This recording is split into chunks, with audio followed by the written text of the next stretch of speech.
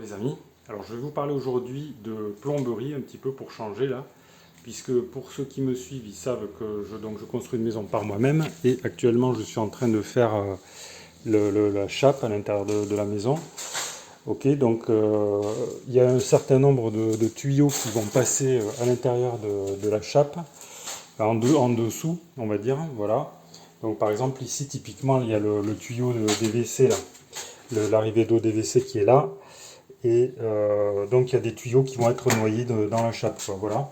Alors la question qui se pose là, j'ai commencé à acheter du matériel de plomberie pour la plomberie finale. Alors ici on est dans le cellier, donc c'est ici que va se trouver la répartition d'eau de la maison. Donc on a l'arrivée d'eau qui se trouve ici, là, c'est ce tuyau, l'arrivée d'eau générale. Et dans le coin, j'ai prévu ici de mettre le chauffe-eau, ou le ballon d'eau chaude, si vous préférez, quoi.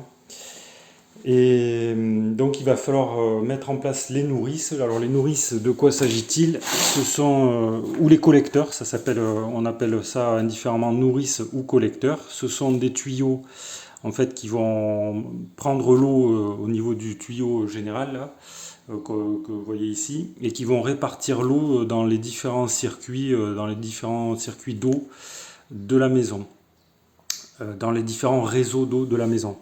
Ok, donc vous voyez que là j'ai acheté des nourrices. Il s'agit de nourrices de marque Noyon et Thibault, que j'ai acheté sur Amazon. Donc je vous mets des liens en description si ça vous intéresse. Vous voyez que ce sont des nourrices en fait qui ont des vannes individuelles. Ça veut dire qu'on peut, pour chaque réseau d'eau, on peut l'ouvrir ou le fermer indépendamment de tout le reste en fait. Ce qui est pratique si on veut, si on voit qu'on a une fuite dans un endroit par exemple, on peut fermer uniquement le réseau concerné, quoi. Voilà. Donc vous voyez que j'ai acheté un nombre de nourrices assez important. Donc là, ça c'est pour les arrivées d'eau froide. Alors je compte les assembler comme ça là. On peut les visser, mais je sais pas si c'est trop académique de faire comme ça, quoi. Si un plombier, peut-être il me dira dans les commentaires si on peut faire ce genre de choses. J'ai pas l'impression que ça se visse à fond, quoi. Donc je sais pas si c'est trop une chose à faire ou pas, quoi. D'assembler comme ça trois nourrices avec trois vannes comme ça. Alors ici, donc ça je vais voir, pour l'instant je sais pas encore trop comment ça va se présenter. Donc ici on a les arrivées d'eau froide, et ici on a la répartition de l'eau chaude en fait, cette vanne avec 4 arrivées, là c'est pour l'eau chaude. Donc l'eau chaude elle est fabriquée, donc l'eau froide elle arrive, forcément elle arrive du réseau, elle est froide, elle arrive sur les 9 vannes ici là. Et il y a une partie de l'eau qui va repartir vers le chauffe-eau et qui va ressortir chaude depuis le chauffe-eau et qui va venir alimenter donc ces 4 vannes. Ok, donc l'eau chaude, il y a 4 points d'eau chaude, il y a la baignoire, il y a les lavabos, parce que j'ai une double vasque, et l'évier. Voilà. Et pour l'eau froide, en fait, il y a tout le reste, c'est-à-dire les WC, les lavabos, évier, machine à laver, etc. Voilà.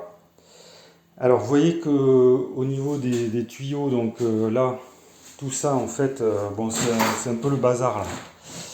Et tout ça, ça va être noyé donc sous la chape. Alors il y a l'isolant sous chape qui mesure 4 cm d'épaisseur. Et il y a une chape donc de 4 cm de mortier qui va venir par-dessus. Ce qui fait que, vous voyez, là on a un exemple de morceau d'isolant. Voilà.